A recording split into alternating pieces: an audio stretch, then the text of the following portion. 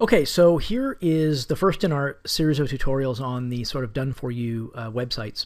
And, if you've watched our other series on internet marketing and WordPress specifically, you'll know all of the advantages of why we're using WordPress as a platform. I'm not going to go into that now. Perhaps we'll do a separate video on that. But there's a lot of genius behind using this as a platform. Number one, well, I don't want to get into that, but the fact of the matter is this gives you the flexibility and the ability to make updates, changes, and scale these websites ad libitum. You can add as many pages as you want, as many posts as you want. You're in control, right? So this gives you puts you in the driver's seat so that you can optimize and you can get these sites set up so that they do exactly what you want them to do. And everybody's needs are going to be a little different. So what we've built for you is a very tight framework that ticks all the buttons. It ticks all the search engine optimization buttons. It ticks all of the sort, squeeze, sell type of strategies and things like that. Now it's up to you to basically make it your own and have the ability to customize as much as you want, right? And this is really the best framework to be able to do that. So let me just show you how to log in here really quick. I'm going to cut these videos into very small segments so that you know exactly what you're looking at, and then it's easy to come back and review later. So this is just how to log into your back end. This is obviously the front end of the website. I'm already logged in here so you can see the toolbar. But this is the front end.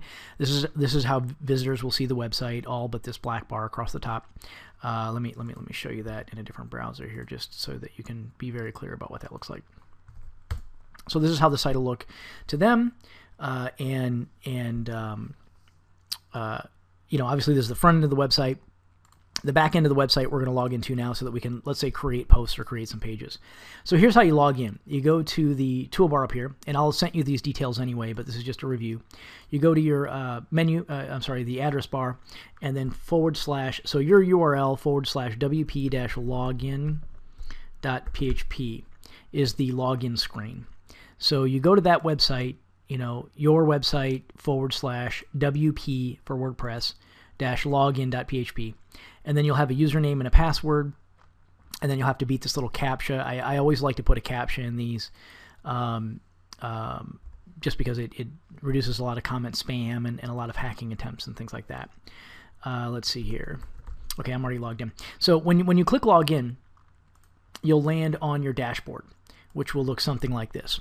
And the dashboard, for all intents and purposes, really isn't something that you're going to use a lot. Eventually, on here, you could set up some statistics forms and some things like that. But really, there's not much you're going to do here. For all intents and purposes, the most of what you're going to interact with on the site, once it's constructed, is posts and pages. So if you look over here on the left navigation, you'll see this post navigation item, posts, and this pages navigation item. And really, posts and pages behave the same way. They're created the same way. They're set up the same way. They're edited the same way. They just behave slightly differently on the website. Posts are your blog posts, right? So if I go over here to news and updates or whatever, your blog link, if I go to your blog link, you'll see that these posts under your blog are stacked up by date, basically, right? So they're just kind of stacked in an order. Those are blog posts. And if I read a blog post, you can see that, I have my little sidebar on the right, and I have the blog post here, right? And I'll have set all this stuff up for you mostly. So it's just, a post functions this way. A page is kind of like any of these pages, right? This is sort of a page. And there's no, you can make each page look and feel however you want, but the notable difference is that pages are organized differently, and we usually give them a menu item, like up here, to create pages. For posts, they're going to be stuck here in your blog. They're going to be kind of lined up in your blog area. So that's lesson number one.